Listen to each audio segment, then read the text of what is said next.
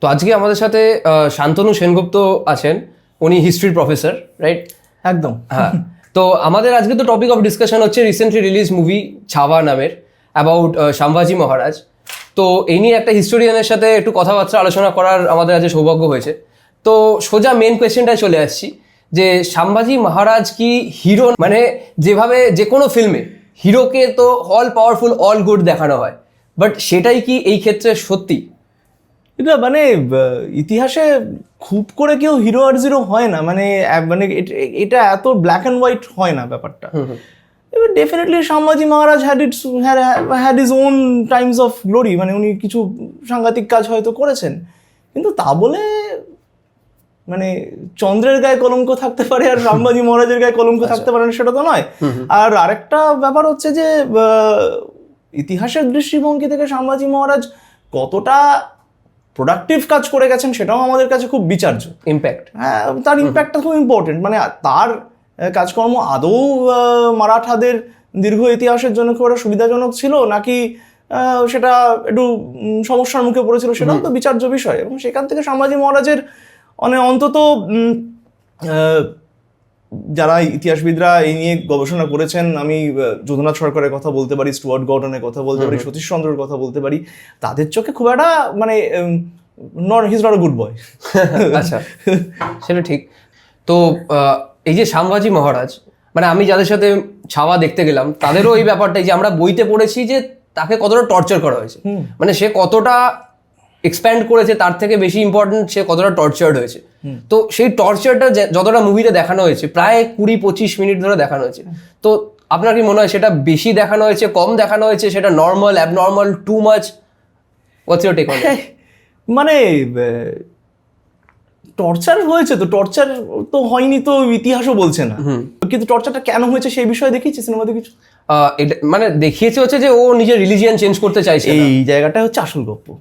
তাহলে আমি একটুখানি একটা জায়গায় পড়ি। এটা হচ্ছে ঈশ্বর দাস বলে একজন গুজরাটি ব্রাহ্মণের লেখা, আমরা পারলে স্ক্রিনে এটা দিয়ে দেবো, ফতোহাতি আলমগীরের একটা অংশ যদুনাথ সরকার এটা ট্রান্সলেট করেছিলেন। 231 এবং 232 নম্বর পাতা। আমি তো ইংরেজিতে বলি, তারপর না একটু তর্জমা করে দেবো। After 2 days, the emperor ordered Ruhullah Khan to ask Sambha where he had kept his treasure, jewels, and other property of value, and which of the imperial umra used to correspond with him in secret. In these circumstances, as it is well known that if a man has washed his hands off all hope, he speaks whatever he pleases. The haughty man opened his mouth in shameful and vain words about his majesty. But the Khan did not report to the emperor fully what had fallen from the wicked tongue of the accursed rebel, but merely gave a hint as to its nature. So the emperor ordered him to be blinded by driving nails into his 2 eyes. It was done as ordered, but that proud man, from his high spirit, gave up taking any food from that day onwards. His guards urged him in vain, and he fasted for some days. At last the case was opened to the emperor. By his order, Samba was taken to the place of execution, and limbs were hacked off one after another. His severed heads was publicly exposed from Aurangabad to Burhanpur, and then taken to Delhi and hung on the gate of that city. এটা সাংঘাতিক graphic একটা description. কিন্তু প্রথম কথা হচ্ছে যে এখানে যেটা মানে খুব লক্ষণীয় ব্যাপার, ইসলাম ধর্ম গ্রহণ করার বিষয়ে কোনো কথা হয়নি না ওনাকে। এবং এটা অ্যাকচুয়ালি অরঙ্গজেব ইজ মানে খুব 2005-10 সাল ওই সময়টাতে রাজস্থানের, আমি এই কনটেক্সটে বলি, রাজস্থানের একাধিক ডকুমেন্ট পাওয়া যাচ্ছে যেখানে যুদ্ধবন্দীরা তারা ইসলাম গ্রহণ করছে, বলছে যে এটা করলে ছাড়া পেয়ে যাব। অরঙ্গজেব অ্যাকচুয়ালি পানিশমেন্ট দিচ্ছে ফৌজদারকে, যার আন্ডারে এরা কনভার্ট করেছে। অরঙ্গজেব ফোর্সিবল কনভার্সনের পক্ষেই নয়। আচ্ছা, কারণ ওটি যায় আসে না, অ্যাজ সিম্পল অ্যাজ দ্যাট। যদি এখানে ফোর্সিবল কনভার্সন হতো সবাই কনভার্ট করতো। মানে একটা খুব বড় ডায়ালগ আছে যেখানে বলছে যে আমাদের সাইডে চলে এসো নিজের রিলিজিয়ান চেঞ্জ করে। He doesn't care. মানে এটা ইজ এক্সট্রিমলি মিসআন্ডারস্টুড। আমি এখানে এটা বলে নিয়ে একটু টর্চারের জায়গাটায় ফিরবো। মানে বিভিন্ন সময় তো বলা হয়েছে যে অরঙ্গজেব রিপ্রেজেন্টস Cruelty. একটা প্রচন্ড ক্রুয়েলটি নয়, মানে একটা ফান্ডামেন্টালিস্ট আইডিয়া, মানে এবং সেটা বলা হচ্ছে একেবারে দারাশুকোর সঙ্গে ঔরঙ্গজেবের যখন গৃহযুদ্ধ হচ্ছে তখন থেকে।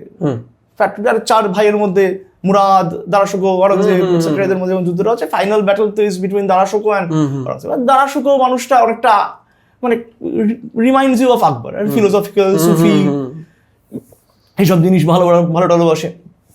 এবারে কি ধারণা হবে যখন গৃহযুদ্ধ হবে তখন সব রাজপুতরা নিশ্চয়ই দারাশুকোর সাইডে যাবে? অ্যাকচুয়ালি না, রাজপুতরা ঔরঙ্গজেবের সাইডে, দুটো সাইডে ডিভাইডেড, ইকুয়ালি ডিভাইডেড।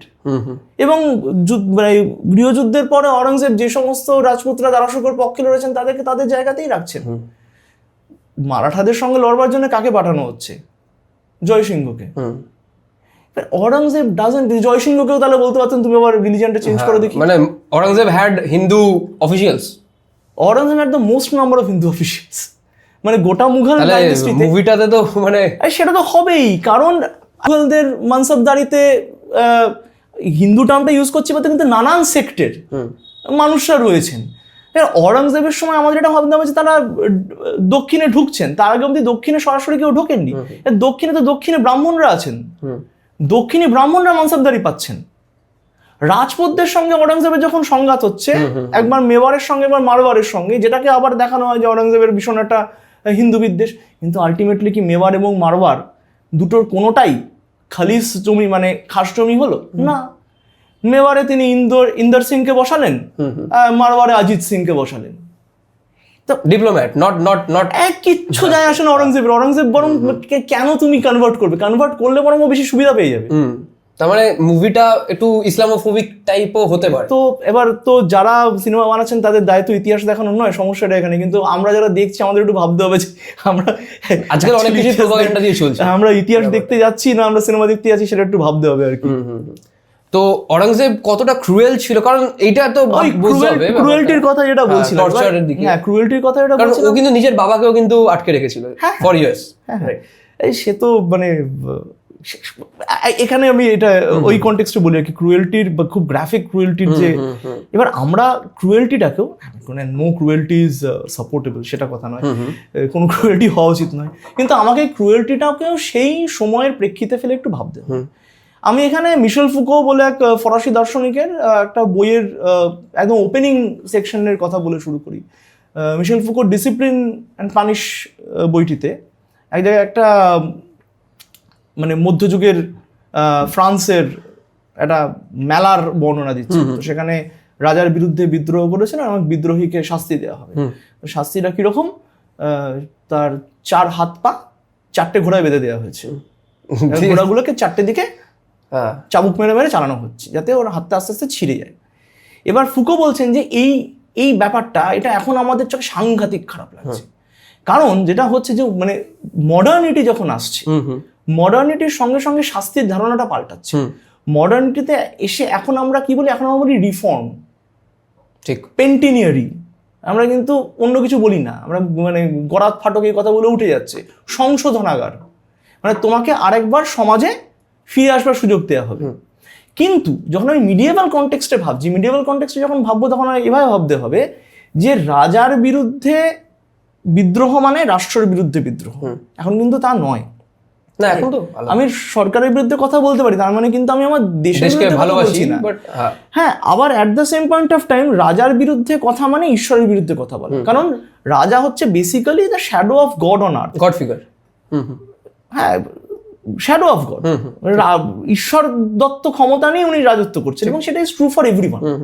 সেটা ভারতবর্ষের বিভিন্ন রাজার ক্ষেত্রে যেরকম সত্য, সেরকম ইউরোপের বিভিন্ন রাজার ক্ষেত্রেও সেই একই কনসেপ্ট চলছে আপ টু ফরাসি বিদ্রোহ। ফরাসি বিদ্রোহের সময় লুই কিন্তু তার আগে অব্দি বলছেন যে আমি তো ভগবানের ম্যান্ডেট নিয়ে শাসন করছি, আমাকে কেউ কেন প্রশ্ন করবে।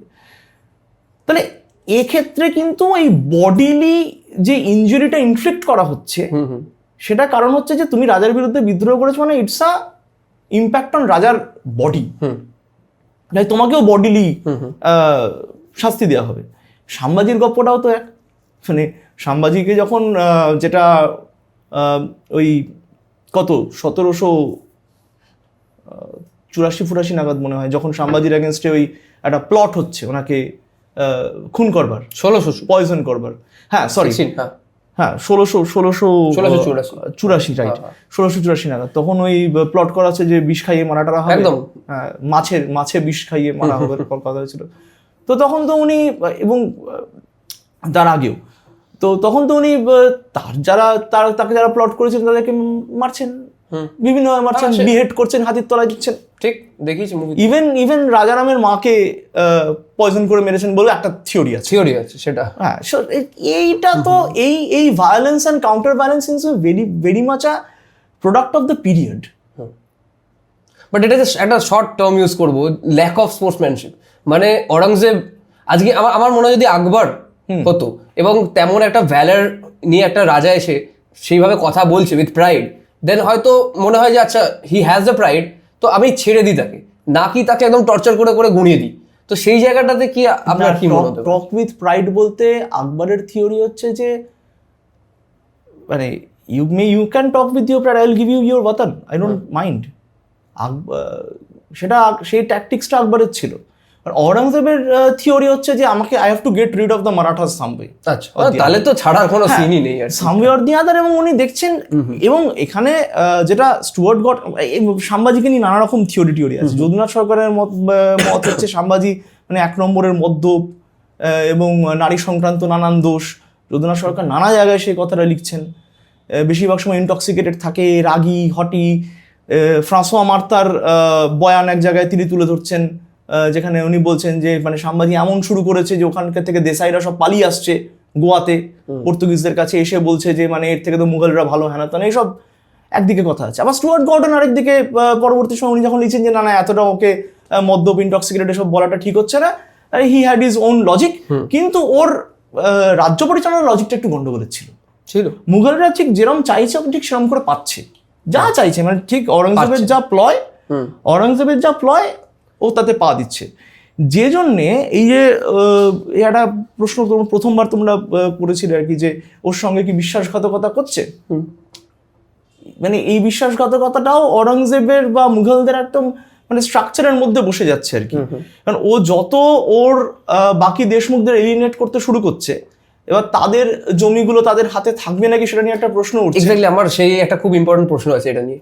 মুভিতে যেভাবে দেখিয়েছে যে ওর সাথে বিশ্বাসঘাতকতা করে, ফার্স্টলি এটা দেখিয়েছে হচ্ছে যে ওর নিজের ফ্যামিলি থেকে, মানে ওর বউয়ের মানে ভাই ওর সাথে বিশ্বাসঘাতকতা করে, সেটা কতটা authentic, that is the question one. And second is, তাহলে কি তার নিজস্ব গভর্নেন্সে কোনো প্রবলেম ছিল কি?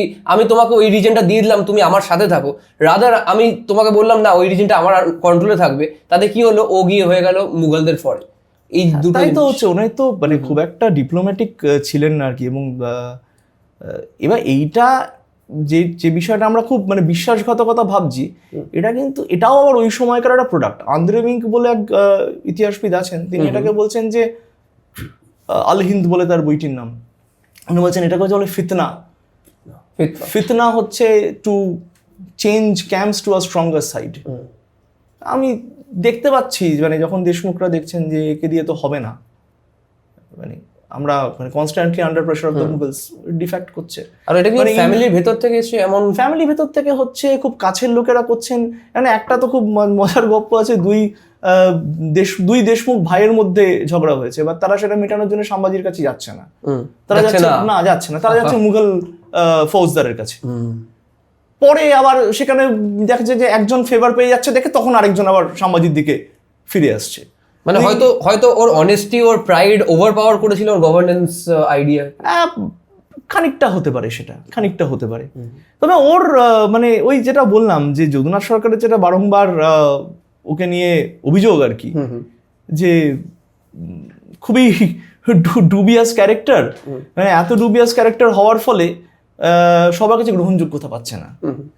মানে এই জানি না, এইটা হচ্ছে যদুনাথ সরকার এই জায়গায় কাফি খানের লেখা ট্রান্সলেট করছেন। উনি লিখছেন আর কি যে আনলাইক হিজ ফাদার, হি মানে এখানে সাম্বার কথা বলছেন, he indulged in drinking wine and making merry with beautiful women and now remained sunk in pleasure.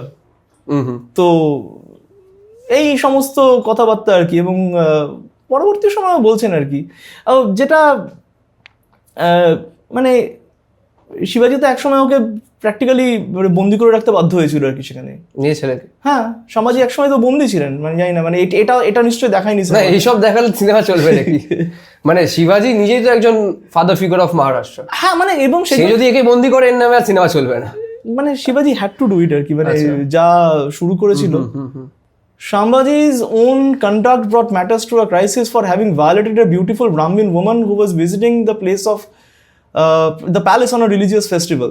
The prince was immediately removed to Parli, Sajjangarh, to be placed under the moral teaching of Shivaji's Guru Ramdas. মানে ওখানে ওকে মানে practical আটকে রেখে দিয়েছিল। এইবার যেখানে হচ্ছে, এবার এখানে আবার এটাও নিশ্চয়ই সিনেমায় দেখায়নি যে সাম্ভাজি কিন্তু শিবাজির বিরুদ্ধে বিদ্রোহ করেছিল। না, অ্যাবসলিউটলি দেখায়নি। কেন ওটা দেখালে? সজ্জনগড়ের আটকে রাখার পরে এত রেগে গেছে, এবং তার সঙ্গে সঙ্গে ওই 1678 নাগাদ শিবাজি তো বলেছে যে আমি ভাগ করে দেবো, পুনা পাবে রাজারাম আর তুমি যাবে কর্ণাটকের দিকে। এরা তো খুব রেগে গেছেন। তো তোমার 1678 নাগাদ ও তখন মুঘল ফৌজদার যে ওখানে দিলের খানের সঙ্গে অ্যালায়েন্স করেছে। এটাও তো একটা গপ্প, মুঘলদের সঙ্গে ওখানে সুবিধা মতো একটা অ্যালায়েন্সও করে নিয়েছেন আর কি। তো করে বিদ্রোহ করলেন, এবং এটা ভূপালগড়ের যুদ্ধ হচ্ছে এখানে। নভেম্বর 1678-এ ভূপালগড় ফোর্টে উনি দখল করে নিচ্ছেন গিয়ে, এবং সেখানে যিনি ফৌজদার, মানে ভূপালগড় ফোর্টের যিনি ফৌজদার ফিরাঙ্গজি নারুলা, তিনি আবার রাজার ছেলে মানে শিবাজির ছেলেকে দেখে ফিরাঙ্গজি আর যুদ্ধ করতে চাইছেন না আর কি। এবার সেটা নিয়ে উনি আবার শিবাজির কাছে রিপোর্ট করতে গেছেন যে ভূপালগড়ে এরকম রাজপুত্র এসছেন। শিবাজি অনেকবার বর্সপেট করেছেন, ফেরেনি, ভূপালগড় ঢুকে গেছে দিলের খানকে নিয়ে। এবার ফিরাঙ্গজি এসে শিবাজিকে রিপোর্ট করেছেন, এবং ফিরাঙ্গজি লড়াই করেননি বলে সাম্ভাজি দুর্গটা জয় করে নিয়েছেন। এবার ফিরাঙ্গজি গেটস বিহেডেড বাই শিবাজি, বিকজ ইটস আ মানে গ্রিভিয়াস মানে military mistake on his part. মানে ফোর্টগুলো তো শিবাজির কাছে খুব ইম্পর্টেন্ট, এবং শিবাজি তো গোটা তার, আমি যেটাকে স্বরাজ্য বলি কি তার যে সর্দেশমুখী এরিয়া বলি, যেভাবেই আমি জায়গাটাকে বলতে চাই, উনি তো তৈরি করছেন এই ফোর্টের উপর ভিত্তি করে। এই ফোর্টগুলো ওনার হাতে ছিল বলেই তো মুঘলরা কিছু করতে পারে, কারণ ঘাটসটাকে ইউজ করে, টেরেনটাকে ইউজ করে পুরো জিনিসটা চালাচ্ছেন। তো মুভিতে দেখানো হয়েছে যে এদের সোলজার কাউন্ট, ঠিক আছে, এদের ম্যান পাওয়ার অনেক কম ছিল মারাঠাদের দেন মুঘল, এন্ড তারা গুরিলা ওয়ারফেয়ারের মতো অনেক কিছু ইউজ করতো।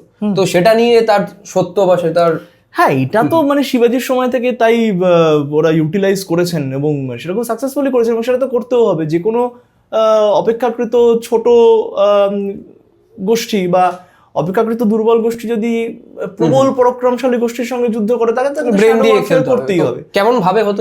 সরাসরি যুদ্ধ করা যাবে না, ফুল ফ্রন্টাল ওয়ারফেয়ার করবেন না, হিট অ্যান্ড রান। শিবাজির যেটা থিওরি ছিল, শিবাজি খুব সম্ভব ওটাকে র্যাবিট টেকনিক, মানে শুশুক পদ্ধতি বা র্যাবিট টেকনিক বলতেন, যে মানে যেরকম করে বেরোলো হুড়ুত করে সেটা করে পালিয়ে গেল আবার। সেটা তো মানে পরবর্তী সময় মানে মুভিদেরও বেশি গ্লোরিফাইড দেখিয়েছে যে জলের ভেতর থেকে লাফ মেরে উঠে মারছে, মানে তাকে করে থাকতে পারে, আমি জানি না, বলতে পারবো না, সেটা বলতে পারবো না সত্যি কথা। কিন্তু মানে এটা তো মানে গেরিলা ট্যাকটিক্সটা তো মানে অনেক বিভিন্ন দেশে বিভিন্ন ভাবে ইউজ হয়েছে, এবং এটা তো তাই হয়। মানে বেশি পরাক্রমশালী শক্তির সঙ্গে ছোট শক্তিকে যুদ্ধ করতে গেলে গেরিলা ওয়ারফেয়ার ফলো করতে হবে।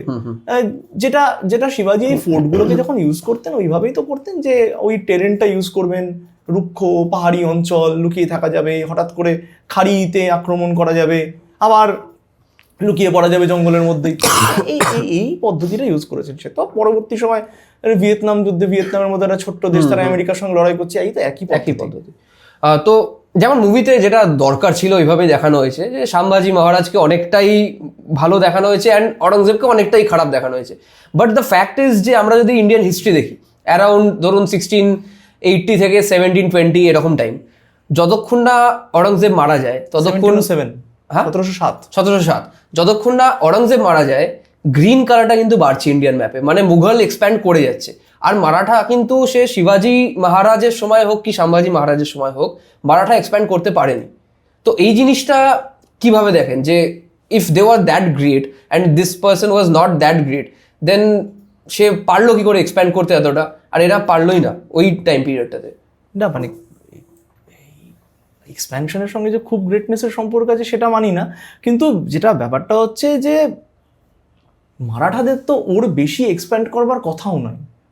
হ্যাঁ, মারাঠাদের ওর বেশি এক্সপ্যান্ড করবার কথাও নয়, কারণ তারা তো একটা আঞ্চলিক শক্তি, তারা তাদের অঞ্চলে নিজেদেরকে আগে গুছিয়ে উঠতে হবে আর কি, তারা তখন সেটা পারেননি। তাদের ইনার ফ্যাকশনস রয়েছে, শিবাজি যে কাঠামো তৈরি করছেন তার মধ্যে আবার ইনার ফ্যাকশনস হচ্ছে, সম্ভাজির সময় নিজেদের মধ্যে সংঘাত হচ্ছে, ভাগ হয়ে যাচ্ছে, শাহুজির সময় পর্যন্ত সেটা কন্টিনিউ করছে। তো তাদের ওর বেশি তো তাদের করে উঠবার কথাও নয়, তারা নিজেদের জায়গাটা তৈরি করতে পারছেন এবং মারাঠা আইডেন্টিটিটা একটা পলিটিক্যাল স্ট্রাকচারের মধ্যে নিয়ে আসতে পারছেন, সেটা একটা বড় কৃতিত্ব, সেটাকে ছোট করার কোনো জায়গা নেই। কিন্তু এবার যদি আমি মানে এটা ভাবতে যাই যে আমি যদি বৃহত্তর, যেটাকে আমি এখন আজকের দিনে দাঁড়িয়ে যে কাঠামোটাকে আমি ভারতবর্ষ বলছি, সেখানে সেই সময় বেশি প্রভাবশালীকে বা কার ইম্প্যাক্টটা পরবর্তীকালে, কার প্রভাবটা বা তাৎপর্যটা পরবর্তীকালেও বেশি, সেটা অবভিয়াসলি মুঘলরা।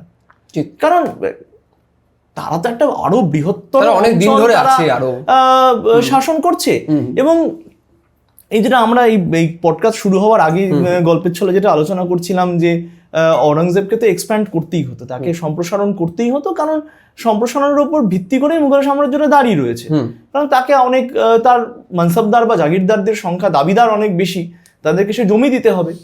সেই ক্ষেত্রে তাদের স্বাভাবিক, মানে তার আগে শাহজাহান চেষ্টা করেছেন উত্তর পশ্চিমে যেতে, সেন্ট্রালের মধ্য এশিয়া পর্যন্ত যদি যাওয়া যায় চেষ্টা করেছেন, কিন্তু দেখা যাচ্ছে যে মধ্য এশিয়ায় লড়াই করবার জন্য মুঘলরা, আর যদিও তারা মানে এটা মজার ব্যাপার, এটা ভাবতে হবে যে আমরা মুঘলদেরকে যে বিদেশি বলে ভাবছি, তারা এসছেন অনেক দিন হয়ে গেছে, মুঘল সৈন্যরা আর মধ্য এশিয়াতে গিয়ে লড়াই করবার জন্য প্রস্তুত নয়। ঔরঙ্গজেব নিজে লিড করছেন, ঠান্ডাতে তারা চলে আসছেন, কারণ ঠান্ডায় তারা লড়াই করতে পারছেন না। এবার যখন মধ্য এশিয়ার দিকে এক্সপ্যান্ড করা গেল না, তখন উপায় কি? তখন আমাকে দক্ষিণের দিকে যেতে হবে। এবার দক্ষিণের দিকে কি মুঘলরা তার আগে যায়নি? আগেও গেছে, কিন্তু সরাসরি অ্যানেক্সেশন বা সরাসরি অঞ্চলটাকে নিজেদের দখলে নেওয়া এর আগে হয় ঔরঙ্গজেব করছেন। ঔরঙ্গজেব এক্সপ্যান্ড করতে বাধ্য হচ্ছেন দক্ষিণে, কিন্তু ওই এটা তো মানে ইতিহাস বইতেও খুব স্পষ্টভাবে লেখা আছে যে ঠিক যেরকম নেপোলিয়নের কাছে স্প্যানিশ আলসার মানে একটা পয়েন্টের পর এক্সপ্যান্ড করা উচিত হয়নি, ঔরঙ্গজেবের ক্ষেত্রেও ডেকানটা হচ্ছে ডেকান আলসার, ওনার আর এক্সপ্যান্ড করা উচিত হয়নি। এবার এই প্রত্যেক মানে আমরা ইতিহাসের যে ইতিহাসের একটা তত্ত্ব আছে, একটা থিওরি আছে, তো সেই থিওরির দিক থেকে রমিলা থাপারের একটা বইয়ের কনটেক্সট এখানে আনা যেতে পারে। Ashoka the decline of the Mauryans, মৌর্যদের পতন সংক্রান্ত তত্ত্ব যখন আলোচনা করছেন, তখন উনি বলছেন যে প্রত্যেক সাম্রাজ্যের একটা কোর থাকে, একটা কেন্দ্রবিন্দু থাকে, এবং তারপরে থাকে একটা পেরিফেরি, তার পরবর্তী অঞ্চলটা, এবং তারপরে থাকে মার্জিনস। তিনটে ভাগে ভাগ করা যায় একটা সাম্রাজ্য। এই মার্জিনসের জায়গাটা আরেক ইতিহাসবিদ আছেন জোস গমাস, উনি এটাকে বলছেন ফ্রন্টিয়ার, বলে এটা সারাক্ষণ পাল্টাতে থাকে, এটা কখনো বাইরের শক্তি এসে ঢুকে পড়ে, কখনো আবার তুমি বেরো। শিবাজি বা মারাঠারা কিন্তু এই ফ্রন্টিয়ার্সটাকে খুব ইউজ করছিল মুঘলদের সঙ্গে। এবার যত উনি এই ঔরঙ্গজেব যত ফ্রন্টিয়ার্সের দিকে বেশি মনোযোগ দিতে শুরু করছেন, তত কিন্তু ওনার কোরের থেকে চোখটা সরে যাচ্ছে।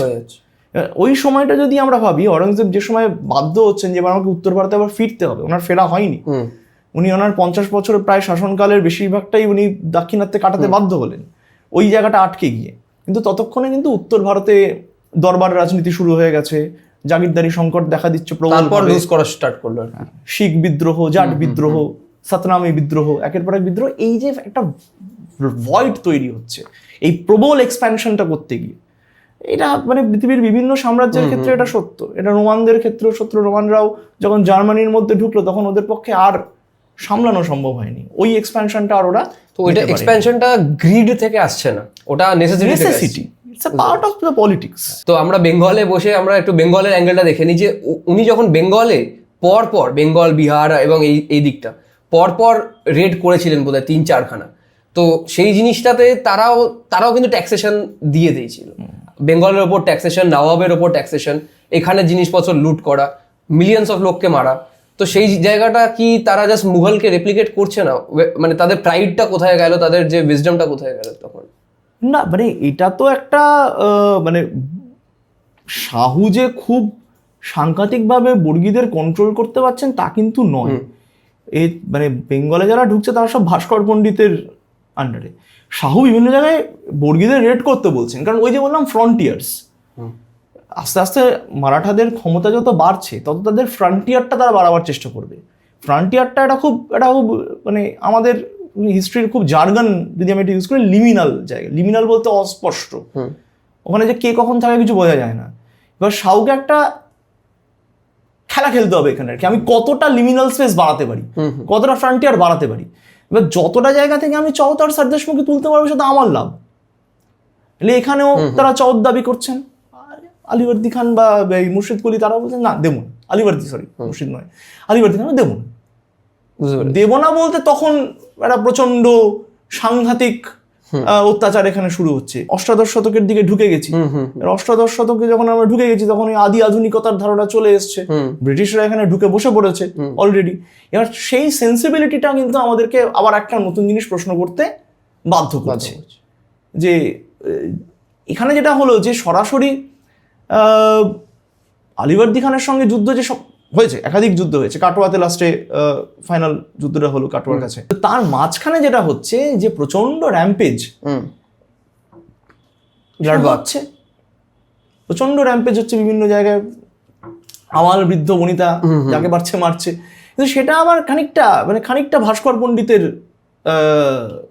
Way of functioning. সবটার জন্য আবার শাহুকেও আমি দোষ দেবো না আর কি। তো যেমন ছাওয়া মুভিতে দেখানো হয়েছে যে যখন মুসলিমরা মারাঠাদের দিকে ঢুকছে তখন যে গ্রামগঞ্জের উপর দিয়ে মুঘলদের মানে there might be lot of non-Muslims in the Mughal force. Of course. তো যখন মুঘলরা, মানে এই জিনিসটা আমি কেন মুসলিম বললাম, যখন মুঘলরা ঢুকছে তখন পুরো গ্রামগঞ্জ নষ্ট করতে করতে যাচ্ছে, উমেনদের রেপ করছে, বাচ্চাদের মেরে দিচ্ছে, এরকম যেটা স্বাভাবিক, মানে যেটা কাইন্ড অফ সোলজার্সরা তখনকার দিনে হয়তো করতো। বাট হ্যাজ ইট, মানে আই ডোন্ট থিঙ্ক যে সেটা মুসলিম বলে যেভাবে ফিল্মসে দেখানো হয়েছে। কারণ আমরা যখন হিস্ট্রিতে দেখছি, যখন মারাঠারা বেঙ্গলে আসছে তখন কিন্তু তারা লুট মাচাচ্ছে, তখন কিন্তু তারা গ্রামগঞ্জ নষ্ট করছে, মেয়েদের রেপ করছে। এই জিনিসগুলো কিন্তু তাদের সোলজারদেরও মানে একটা পার্ট, তাদের ক্যারেক্টারিস্টিকও আছে। তো that has nothing to do with religion, সেটাই আমার একেবারেই না। ভেরি গোটা আমার সমস্যা হচ্ছে যে আমরা, তুমি যেটা মানে খুব স্পষ্ট করেই বললে যে ওই আবার মানে সিনেমাটা তো ইতিহাস নয়। এবার সিনেমাতে তুমি পোর্ট্রে করতে গিয়ে সবাইকেই সবুজ জামা পরে দেখিয়ে দিচ্ছ। এবার আমার ভিজুয়ালসে এটা খুব অ্যাপিল করছে আর কি, হ্যাঁ সবুজ জামা, পাকিস্তানের জার্সি, চোখের তলায় আমার তো সুরমা, আমার তো এটা আইডেন্টিফাই করছি আমি। কিন্তু মুঘল আর্মিকে যদি আমি দেখি, মুঘল জেনারেলদের যদি আমি দেখি, কত অমুসলিম রয়েছেন। যেজন্য তুমি যখন মুসলিম বলে তখন আমি বললাম যে আরে মুঘল আর্মিতে তো কত অমুসলিম রয়েছে। ইভেন বর্গিরা যখন বাংলায় আসে, বর্গিদের সঙ্গে তো আফগান জেনারেলরা রয়েছে, মারাঠা আর্মিতে তো আফগানরা রয়েছে, নবাবরাও মুসলিম, যদি সিরাজউদ্দৌলার মতো। সিরাজ খুব একটা সাংঘাতিক ভালো ক্যারেক্টার নন এক্ষেত্রে, মানে not a very advertisable character. But Alivardi খানের, মুর্শিদ কুলি খানের গল্পটা একদম অন্যরকম। এবং মানে it has nothing to do with কি Mughal ideology, Maratha ideology. It has to do with characteristics of people. I don't think it has got to do anything with মানে কোনো পার্টিকুলার কমিউনিটি বা পার্টিকুলার মানে গ্রুপের identity. এটা তখন আমি যদি মানে তৎকালীন সময়ের কথা ভাবি, এটা ভীষণভাবে তৎকালীন সময়ের একটা খুব ইনসিডেন্টাল জিনিস, যে এইটা নরম হিসাবে ধরে নেওয়া হয়, এটা করতে হবে। ঠিক যেরকম আমি ওই টেম্পল ডেসিক্রেশনের কথাটা বলছিলাম, যে মানে বৈষ্ণব রাজা শৈব রাজাকে মারলেও তার মন্দির থেকে বিগ্রহ তুলে নিয়ে যাবে, কারণ ওটাই তার দেখানোর জায়গা। কিন্তু এইটা আবার ওই যে বললাম, যখন ভিক্টোরিয়ান সেন্সিবিলিটি আসবে তখন ব্রিটিশরা বলবে না, এটা তো মানে যখন অষ্টাদশ শতকে যখন তারপরে যখন লেখা হবে, যখন ধরো এই মহারাষ্ট্র পুরাণ বলে একটি লেখা রয়েছে যেটাকে যদুনাথ সরকার ভীষণ ইউজ করে, সেটা যখন, সেটা তো খুব একটা খুব 18th সেঞ্চুরি সেন্সিবিলিটি থেকে সেই কবি তখন লিখছেন, তখনকার ডেসক্রিপশনটা। এবং অফকোর্স মানে যখন আমার উপর ঘা আসবে আমি তো খারাপ কথা বলবোই, যে আমার উপর ঘা দিচ্ছে তাকে নিয়ে। কিন্তু এটা ওই বাইনারিটা করাটাই আমাদের খুব সমস্যা। এবং তুমি নিজেও সেটা বারবারই আইডেন্টিফাই করছো, নিজের কথাতেও আইডেন্টিফাই করছো যে এই তো দুপক্ষই করছে, তাহলে আমি কাকে আলাদা, কেনই বা আলাদা করে দোষী ধরবো? আলাদা তখনই আমি দেখাবো যখন আমার কোনো প্রোপাগান্ডা দেখাতে হবে, কোনো একটা ভিজুয়াল দিয়ে। হ্যাঁ, মানে ওই যে বললাম যে সিনেমা করছেন তার দায় তো ইতিহাস বলবার, তার দায় সিনেমাটা স্টার্টিং এ একটা যে this is not a true incident, this is inspired, box অফিসে খেতে হবে। না হলে তুমি বলো না, মানে ওই আরে ওই সিনেমাটি নিয়ে এসে সাংঘাতিক মারপিট হলো, ইয়েরা পদ্মিনী পদ্মাবতীকে পদ্মাবত করা হলো, নামটা চেঞ্জ করে পদ্মাবত করতে হলো। আরে বাবা, ওই রানী এসে ওরকম ওপেন স্পেসে ঘেবার নাচবে, এটাই তো হিস্টোরিক্যালি রং। কিংবা ধরো তার আগে মহেঞ্জোদারো বলে একটা সিনেমা এসেছিল আর কি, মানে মাথা ঘুরে গেছিল দেখে, খুব মানে ইনফ্যাক্ট মানে যোধা আকবর দেখে আমার মাথা ঘুরে গেছিল। মানে সবকটাই গ্লোরিফাইড। আকবরের ডেসক্রিপশনই আছে, মানে গ্লোরিফাই তো পরের কথা, আরে আকবরের ডেসক্রিপশন আছে, is a short stout man with dominantly South East Asian features, হ্যাঁ, চোখগুলো ছোট ছোট, নাকটা একটু থ্যাবড়া মতো, তার জায়গায় গ্রিক মানে গডের মতো দেখতে একটা লোক, এবং রাজপুত রানী সে একেবারে হঠাৎ করে দাঁড়িয়ে প্রচন্ড তলোয়ার খেলা প্র্যাকটিস করছে। তো নিশ্চয়ই জানতেন ওরা, সেটা বলছেন, কিন্তু এই ওপেন কোর্ট ইয়ার্ডে দাঁড়িয়ে তলোয়ার খেলা প্র্যাকটিস করছেন রাজপুতরা ভীষণ অবগুণ্ঠন প্রেমী মানুষ আর কি, তারা ভীষণ মানে তাদের অন্দরমহল এবং বাহির মহলের ধারণা ভীষণ প্রবল রাজপুতদের মধ্যে, হয় না, ইম্পসিবল। তো সেই জন্য আর কি মানে আমার এই বলিউডের মানে সে তুমি যেদিকেই বলো, মানে সেই হিন্দুত্ব এজেন্ডা নিয়ে হোক, লিবারাল সিনেমা হোক, সে যাই বলো, সবটাই আমার I take with lot of pinch of salt, যেজন্য মানে ওই সিনেমাটাকে যদি আমি ইতিহাস ভেবে নিই তাহলে আরে বেজায় মুশকিল আছে আর কি। সেটাই, audience should be clear in the head যে আমি মুভি দেখতে যাচ্ছি নাকি হিস্ট্রি লেসন নিতে যাচ্ছি। আমি সিনেমা দেখতে যাচ্ছি, কিছু করার নেই। মানে অনেক জায়গায় দেখা যাচ্ছে সিনেমা দেখার পর খুব ন্যাশনালিস্টিক হয়ে লোকে চেঁচামেচি করছে, পোস্ট করছে, সিনেমা হলে একদম মানে দাঁড়িয়ে স্লোগান দিচ্ছে। সেই জিনিসগুলো ভাবতে হবে যে মানে আমি যে সময়কার ভারতবর্ষের কথা বলছি, সেই সময় আজকের ভারতবর্ষ তৈরিই হয়নি, এই ভারতবর্ষটা এক্সিস্ট করে না। এবং যাদের, যদি আমি ভারতবর্ষের একটা জিওপলিটিক্যাল স্পেসের কথা ভেবেও নিই যে ঠিক আছে এই জায়গাটাকে জুড়ে ভারতবর্ষ তৈরি হচ্ছে, তাহলেও আমি যেটা দেখছি যে ওই ভারতবর্ষটা তৈরি হওয়ার একটা প্রক্রিয়া, মুঘলদের কাঠামোটা যেরকম অত্যন্ত জরুরি, আজকে যেরকম আমরা ভারতবর্ষকে দেখছি সেই কাঠামোটা তৈরি করতে মুঘলদের একটা খুব বড় ভূমিকা রয়েছে, সেরকম আবার এই যে আঞ্চলিক আইডেন্টিটিগুলো তৈরি হচ্ছে, মুঘলরা যখন আস্তে আস্তে দুর্বল হচ্ছে, সেখানে যে আঞ্চলিক আইডেন্টিটি তৈরি হচ্ছে, সেটাও ভারতবর্ষের আজকের কাঠামোর জন্য অত্যন্ত জরুরি। সেখানে মুঘলদের সঙ্গে এই যে একটা ডায়ালগ, সবসময় তো কনফ্লিক্ট নয়, এটা একটা মজার কথা। মানে মুঘলদের সঙ্গে এই সিনেমাগুলো দেখে যেটা আমাদের ধারণা হয়ে যায় যে মুঘল ভার্সেস মারাঠা, মুঘল ভার্সেস না, তো নয়। মানে এই যে ট্রিটিও আছে অনেক, এই তোমার সঙ্গে এক্ষুনি কথা বলতে গিয়ে দিলের খানের কথা বলে, সাম্বাজি তো দিলের খানের পাশে যাচ্ছে। প্রিন্স আকবর মানে অরঙ্গজেবের ছেলে যখন অরঙ্গজেবের বিরুদ্ধে বিদ্রোহ করছে, কার সঙ্গে আলাই করছে? সাম্বাজির সঙ্গে আলাই করছে। এবং খেপে তো গেল অরঙ্গজেব পার্টিকুলারলি এই জন্যে, ছেলের সাথে তুমি আমার বিদ্রোহী ছেলে, এবং বিদ্রোহী ছেলেকে আমি ঠ্যাঙাবো, সেটা পরের কথা, তুমি তার সাথে হাত মিলিয়ে একে তোমাকে নিয়ে আমি পেরে উঠছি না, তুমি আবার আমার বিদ্রোহী ছেলের সঙ্গে অ্যালায়েন্স করে তুমি ভাবছো দিল্লি জয় করবে। মানে ওখানে আকবর চিঠিপত্র লিখছে আর কি, ইয়েকে দেখিছে সাম্বাকে একদম, সেখানে বলছে যে তুমি আমার সঙ্গে হিন্দুস্তান, আমি যখন হিন্দুস্তানের বাদশাহ হব তুমি আমার সঙ্গে মার্চ করবে দিল্লিতে। আর অরঙ্গজেবের তো মাথাটা গরম হবে, এমনি খুব ইগোটিস্টিক লোক। শিবাজির সঙ্গে ঝামেলাটা হলো কেন? শিবাজির সঙ্গে তো একদম মিটমাট হয়ে গেছিল, কোনো সমস্যা নেই। জয় সিং সব একেবারে মানে প্যাক আপ করে ফেলেছে যে আর কোনো সমস্যা হবে না, তুমি তোমার জায়গায় আমি আমার জায়গায়, শিবাজির মতো থাকবে, শিবাজিকে সবকিছু ওর যা দরকার দিয়ে দেওয়া হবে। ইভেন এটা জানি না তুমি খেয়াল করেছো নাকি, সম্ভাজি ওয়াজ অ্যাকচুয়ালি মুঘল মানসবদার। আচ্ছা, এটা খেয়াল করি। শিবাজি যখন প্রথমবার যাচ্ছেন, প্রথমবার যখন নেগোশিয়েট হচ্ছে, শিবাজি বলছেন আমি কোনো পার্সোনাল সার্ভিসে ঢুকবো না। Mansabdar is a personal servant of the emperor, আমি পার্সোনাল সার্ভিস করবো না। ফেয়ার এনাফ, আমার ছেলেকে দাও। 5000ই মানসবদারি দেওয়া হচ্ছে। এবার যখন দ্বিতীয়বার আগ্রা যখন নিয়ে যাচ্ছে নেগোসিয়েট করাবার জন্যে জয়সিংহ, তখন বলছে যে ঠিক আছে শিবাজিকেও 5000ই মানসবদার দাও। শিবাজি takes it in his ego, আমার ছেলেও 5000ই মানসবদার, আমিও 5000ই মানসবদার, দিস ডাজন্ট ওয়ার্ক। আর তারপর এবং আর একটা গল্প হচ্ছে, সেদিন আমার অরঙ্গজেবের জন্মদিন ছিল, এবং অরঙ্গজেব জন্মদিনের দিন কথা বলেন না। এবার শিবাজি না, ওনার ওটা মানে সমস্ত টেক্সট পড়ে আমি কথা বলবো না, মানে ওটা ওনার প্যারাফ্রেন্ডলি, আমি জন্মদিনের দিন কথা বলবো, কারোর সঙ্গে কথা বলবো না, মানে শিবাজির সঙ্গেও বলবো না, জয়সিংহের সঙ্গেও বলবো না, আমার বাবার সঙ্গেও বলবো না, কারোর সঙ্গে বলবো না। এবার শিবাজি ভাবলে আমাকে অপমান করছে, আমার সঙ্গে কথা বললো না, আবার 5000ই মানসবদারি দিচ্ছে, যাও। এবারে ওয়াকআউট করে এবার অরঙ্গজেব বলে চলে গেল, কেন আমাকে অপমান করলো, ধর ঢোকাবো দুটোকে আগ্রা ফোর্টে। ঠিক। তো মুভি থেকে যখন দেখছিলাম আমরা যে বাজিরাও মাস্তানি বলে একটা মুভি এসেছিল, এবং সেখানে যে পেশওয়া ছিল, সেই পেশওয়া মারাঠা টু পেশওয়ার কানেকশনটা কি আছে? পেশওয়ারা তো বেসিক্যালি হচ্ছে প্রধানমন্ত্রী, মারাঠাদের বোধহয় কিংডমে। হ্যাঁ, মানে শিবাজির সময় অষ্টপ্রধান ছিল।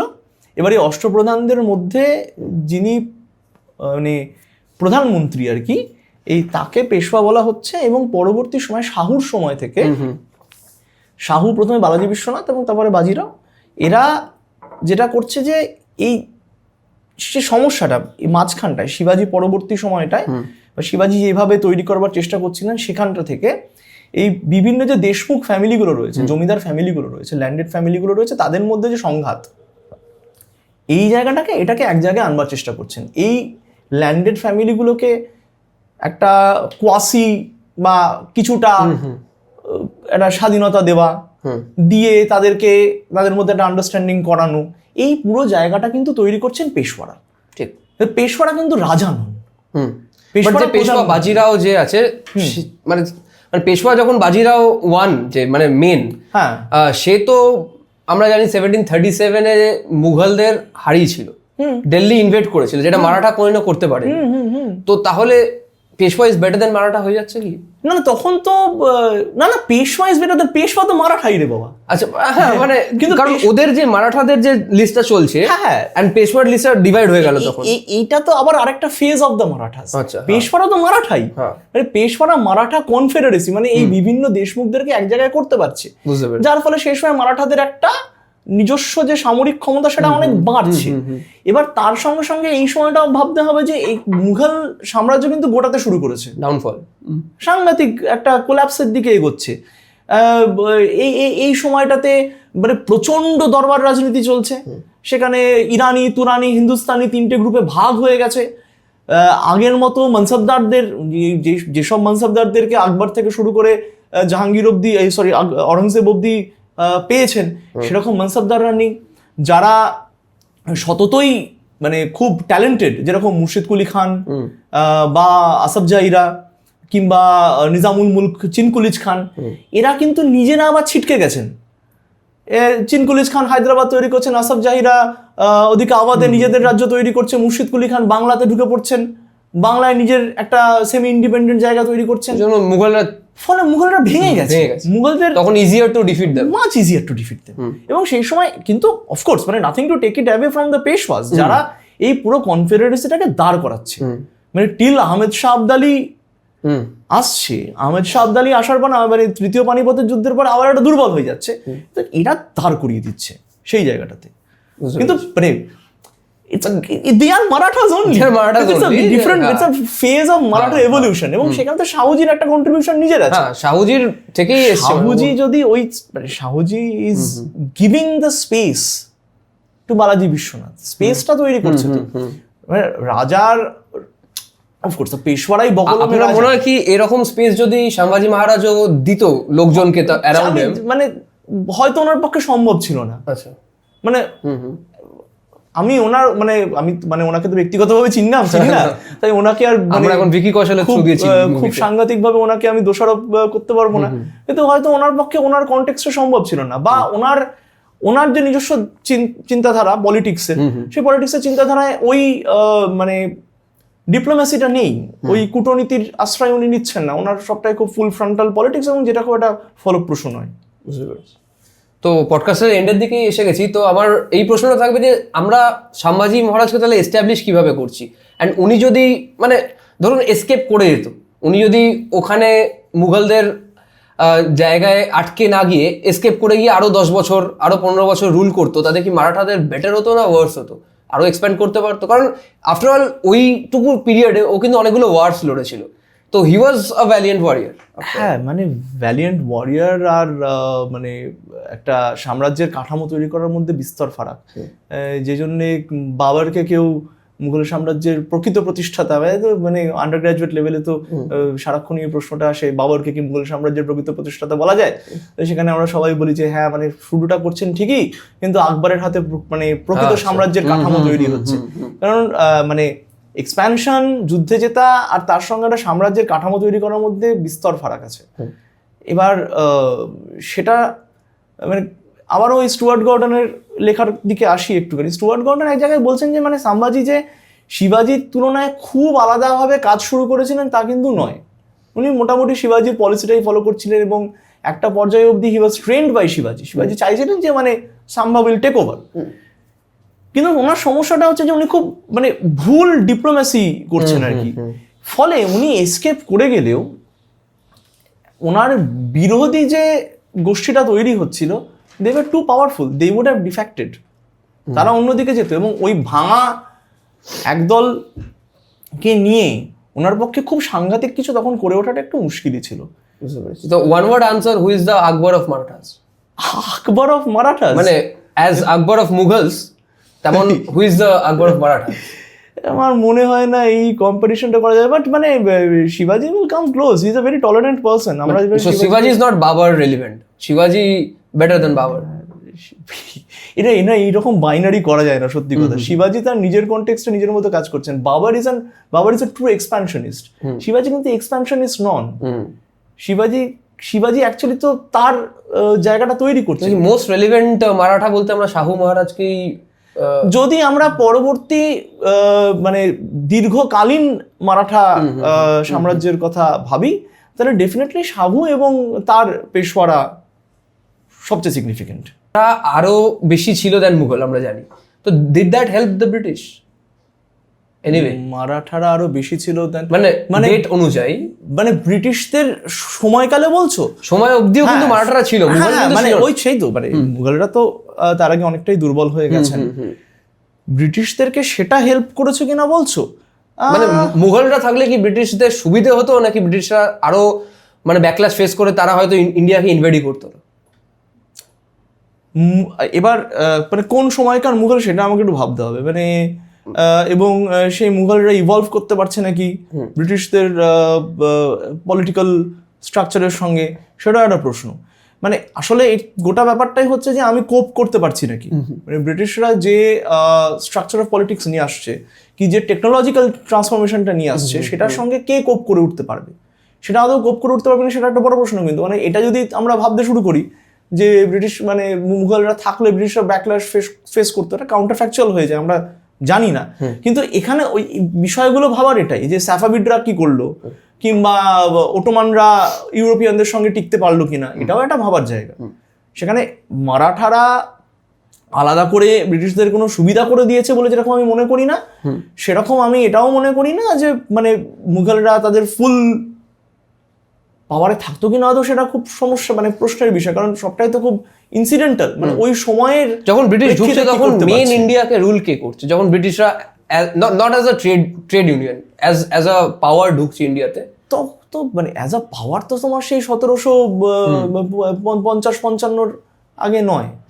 তো তখন তো মেইন ইন্ডিয়াতে মারাঠাই আছে। তখন তো মারাঠাদেরও সর্বভারতীয় সাম্রাজ্য তো নয়, মারাঠারাও তো সর্বভারতীয় সাম্রাজ্য নয়। তখন তো একাধিক মানে রাজ্য রয়েছে ভারতবর্ষে। তারা যখন বাংলার কনটেক্সটে যদি তুমি ভাবো, তখন এখানে তো নবাবরা রয়েছেন। উত্তরপ্রদেশে আসফজাই নবাবরা রয়েছেন। হায়দ্রাবাদ বা দাক্ষিণাত্যে একদিকে তোমার মানে মহীশূরের মতো রাজ্য রয়েছে।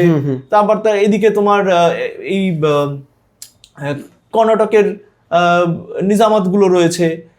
তারপরে এই ইয়েরা রয়েছেন, মারাঠারা একটা জায়গা নিয়ে রয়েছেন, কিন্তু মানে তারা মানে মুঘলদের মতো সর্বভারতীয় কাঠামোতে কিন্তু নেই, একেবারেই নেই। দিল্লিতেও মারাঠারা নেই। তো মুঘলদের যে আইডিওলজি ছিল, যে মানে ডিপ্লোমেসি ছিল, সেটা দিয়ে কি তারা ইংরেজদের মানে আরত্ব রুখতে পারতো? সেটা কি এবার মানে হাই ডেজ অফ মুঘল যদি বলো, তাহলে মানে they were more equipped than but British কিন্তু বন্দুক নিয়ে আসছে। বন্দুকটা খুব একটা ইস্যু নয়, সে তো বাবার প্রথম ভারতবর্ষে গান পাউডার ইউজ করছেন। গান পাউডারটা কিন্তু খুব একটা ইস্যু নয়, কারণ মানে তিনটে যদি গান পাউডার এম্পায়ারের কথা বলা হয়, তারা হচ্ছে Mughal Bharat, Safavid Persia, Ottoman Turkey. আচ্ছা, এরা হচ্ছে গান পাউডার এম্পায়ার। সুতরাং গান পাউডার মানে কিন্তু ক্যানন না, শুধু ক্যানন কেন, ইন্ডিভিজুয়াল সে তো এভলিউশন সম্ভব। ঠিক। কারণ এখানে তো মানে যদি ইউরোপিয়ানরা বন্দুক ইউজ করে থাকে তাহলে এখানকার লোক বন্দুক ইউজ করা শিখতেই পারতো, সেটা কিছু ইস্যু নয়। কিন্তু মূল প্রশ্ন হচ্ছে যে আমি কি কাঠামোগতভাবে প্রস্তুত? এবং কাঠামোটা কিন্তু শুধু সামরিক ক্ষমতা দিয়ে হয় না, আমি অর্থনৈতিকভাবে আমার গ্রহণযোগ্যতা আছে নাকি, আমি মানে মানে ইনক্রিজিংলি যে ক্যাপিটালিস্ট স্ট্রাকচার তৈরি হচ্ছে তার সঙ্গে কোপ করে উঠতে পারছি নাকি, সমস্ত কিছু। একটা শাসন কাঠামোর বা একটা সাম্রাজ্যের প্রাসঙ্গিকতা কিন্তু অনেক কিছু দিয়ে স্থির হয়, শুধুমাত্র যুদ্ধ করা দিয়ে নয়। মানে যেটা সাম্বার কথা তো বারবার বলছেন, যুদ্ধ ভালো করতে পারলেই তো আর সাম্রাজ্য তৈরি হবে না। তো মারাঠাস, মুঘলস, ব্রিটিশ, মডার্ন ইন্ডিয়াতে কার contributions really stands out? Definitely the Mughals and then the British. মানে কারণ এটা এই প্রশ্নটা করলেই সবাই মানে রেগে যাবে, বাট দেন মারাঠাদের contribution in this of course contribution তো ডেফিনেটলি আছে, আমি যেটা বললাম। কিন্তু মারাঠাদের কন্ট্রিবিউশনটা তো খুবই রিজিয়নাল। হ্যাঁ, এগুলো মোর। কিন্তু আবারও সেই রিজিয়নাল কন্ট্রিবিউশনটারও ইম্পর্টেন্স আছে। আজকে আমি তো বারবার বলছি, ভারতবর্ষ একটা বহুত্ববাদী দেশ, সেখানে নানা ভাষা, নানা জাতি, নানা গোষ্ঠী, নানা ধর্ম, তার মধ্যে মারাঠাদের সংস্কৃতি, মারাঠাদের ভাষা, মারাঠাদের রাজনীতিটা না থাকলে তো ভারতবর্ষের পূর্ণাঙ্গ কাঠামোটা আমি পেতাম না। ঠিক। ভারতবর্ষের মজা কিন্তু সেখানে মুঘলরাও কিন্তু কখনো ডাইভার্সিটি, মুঘলদের মানে রাজনীতিটা যদি আমি দেখি, মুঘলরা কিন্তু কখনো ভারতবর্ষকে একটা খুব সেন্ট্রালাইজড ইউনিল্যাটারাল কাঠামোতে পরিণত করে দেওয়ার চেষ্টা করেনি। সিএ বেলি বলে একজন ইতিহাসবিদ, তিনি বলছেন মুঘলরা একটা ছাতার মতো, একটা বড় ছাতার মতো, সেখানে নানা রকম লোক চলে আসে, সেখানে নানা রকম লোক এসে দাঁড়িয়েছে, কিন্তু তাদের ছাতার নিচে আমি দাঁড়াচ্ছি মানে নিশ্চয়ই আমার রংটা পাল্টে যায়নি, কি আমার মুখটা পাল্টে যায়নি, ছাতা তলায় আমি আছি, কিন্তু ছাতা থেকে বেরিয়ে গেলে কিন্তু আমি আমার নিজস্ব কাঠামো খুঁজে পাচ্ছি। সেই জায়গাটার কথা সিএ বেলি বারবার বলছেন যে মুঘলদের এই বহুত্ববাদ, একটা প্লুরালিস্ট স্ট্রাকচার, এটা কিন্তু দীর্ঘকালীনভাবে মুঘলদের একটা অবদান। এটা আমার মানে খুব স্পষ্টই মনে। এবং ভারতবর্ষের ইতিহাসটা যদি আমি দেখি, মুঘলদেরকে বাদ দিয়ে আমি ভাবতে পারবো না। একটা যে সিনক্রেটিক এফ্লোরেন্সের জায়গা রয়েছে এখানে, এই হিন্দু মুসলিমদের একটা যৌথ কাঠামো তৈরি হচ্ছে এখানে, সেটাকে অস্বীকার করা যায় না। আবার ব্রিটিশরা একটা কলোনিয়াল মডার্নিজম নিয়ে আসছে, যেটা আমার অস্বীকার করতে যায়। আমি আজকে বাংলা কথা বলতে গিয়ে যে বাংলায় কথা বললাম, সেই বাংলাটাও আধুনিক বাংলা। আমার কথা বলতে গিয়ে 1400 ইংরেজি শব্দ ব্যবহার করেছি, এগুলো আমার অস্বীকার করার জায়গা নেই। কলোনিয়াল মডার্নিটি এসছে, কলোনিয়াল মডার্নিটি ব্রিটিশদের সাথে এসছে, আবার মারাঠাদেরকেও অস্বীকার করার কোনো জায়গা নেই। কিন্তু যদি একটা স্কেল অ্যান্ড প্রপোর্শনের কথা ভাবি, তাহলে তো এভাবে আমাকে ভাবতেই হবে আর কি। ফাইনাল কোয়েশ্চেন, আজকের যে ছাওয়া মুভিটা রিলিজ হয়েছে, তো সেখানে Aurangzeb is bad, Sambhaji is good, what's the opinion? Aurangzeb was a fantastic ruler, but he was a tragic, I think, as Jadunath Sarkar will put it, he was a tragic hero because he misdrove some of his, মানে উনি ওনার মানে যে রাজনীতিটাকে সেটা একটু মানে ধর্মের ভাষা ব্যবহার করতে গিয়ে একটু গন্ডগোল পাকিয়ে ফেলেছিলেন দীর্ঘকালীন ভাবে।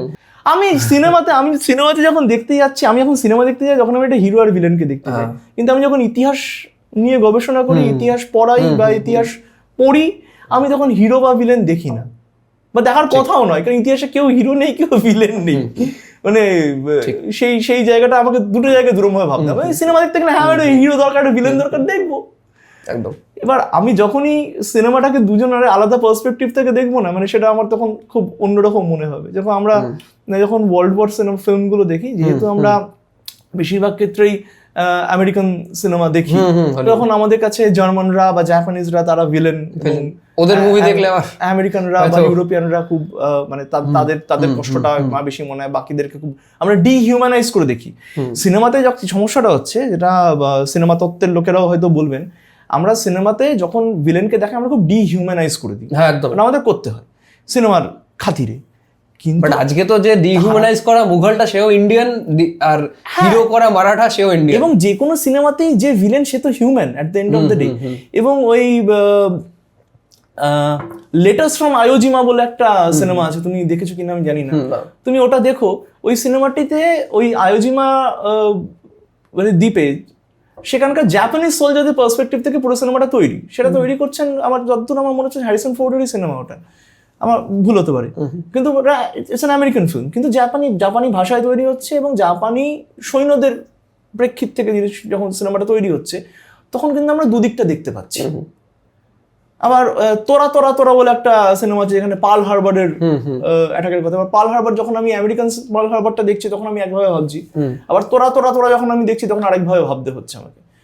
সিনেমা তো তৈরি হচ্ছে বাইনারি দেখানোর জন্য, একটা ভালো একটা খারাপ, 3 ঘন্টার জন্য পয়সা দিয়ে টিকিট কেটেছি আমাকে। তো আমি যদি সবটাই একদম নিউট্রাল দেখি তাহলে হয়তো আমি খুব আনন্দ করে বাড়ি ফিরবো না। যে জন্য আমার লেকচার শুনতে যদি 50 জন লোক আসে সিনেমা দেখতে, just that the movie shouldn't be used for propaganda, এটাই হচ্ছে ইম্পর্টেন্ট। দ্য মুভি, যারা মুভিকে প্রোপাগান্ডা হিসেবে ইউজ করতে চায় তারা করবেই, আমি তাদেরকে আটকাতে পারবো না।